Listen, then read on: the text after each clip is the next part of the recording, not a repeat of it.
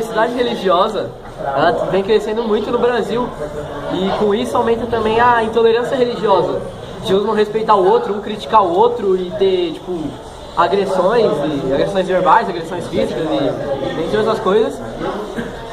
E por esse problema foi criada uma lei, o número da lei é 11.635, que foi sancionada pelo Lula no dia 27 de dezembro de 2010, e a lei proíbe qualquer tipo de intolerância religiosa. A Constituição prevê a liberdade de religião, a igreja e o Estado separados, fazendo assim um Estado laico. A legislação brasileira proíbe qualquer tipo de intolerância religiosa, sendo a prática religiosa livre no país. Oi pessoal, vou estar falando agora sobre a religião do Candomblé, como ela chegou no Brasil.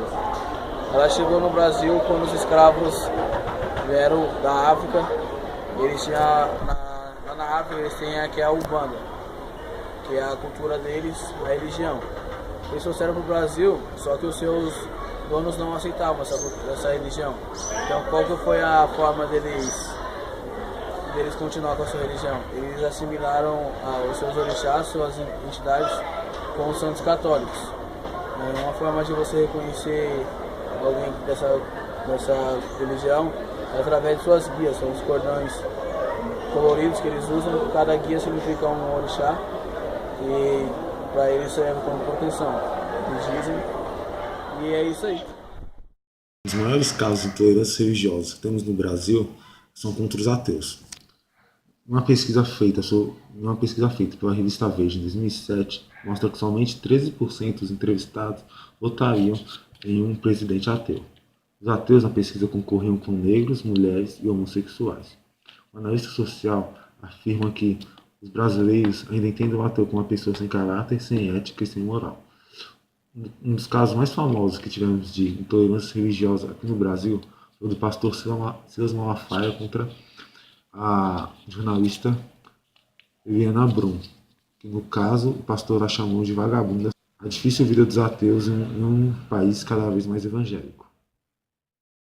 Intolerância religiosa é você não aceitar a religião do outro e para isso você agride ele verbalmente, fisicamente, para você tentar provar que a sua religião é melhor que a dele.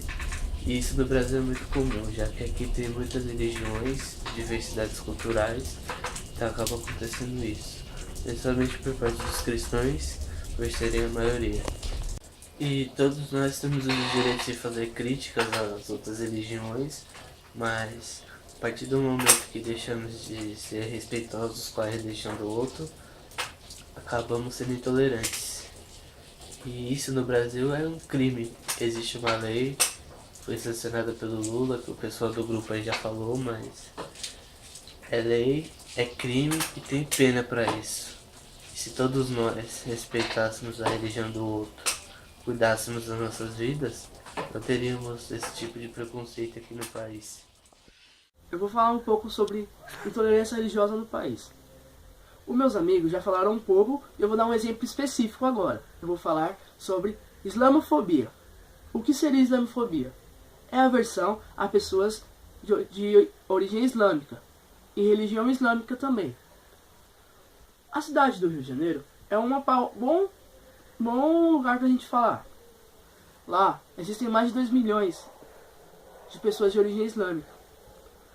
No Rio de Janeiro acontece muito de pessoas de origem islâmica serem agredidas na rua, sofrerem todo tipo de ofensa, sendo chamadas de terroristas, mulheres bombas, por causa da sua vestimenta, da sua burca, costume das mulheres, e a roupa dos homens. Muitas vezes eles são apenas pessoas comuns, na maioria das vezes, porque nós sabemos que existem os extremistas, mas é uma pequena parte do Islã.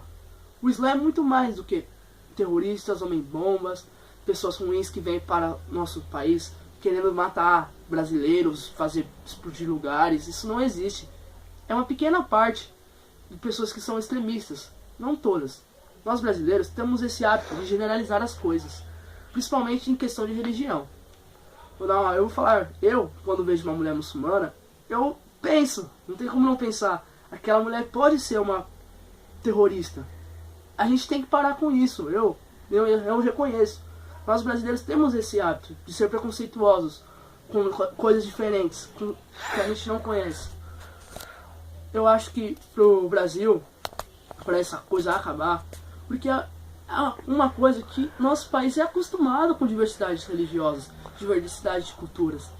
Nós mesmos somos colonizados por diversos países diferentes, até mesmo por países islâmicos. Muitas pessoas têm avós, mães, pais, tios islâmicos.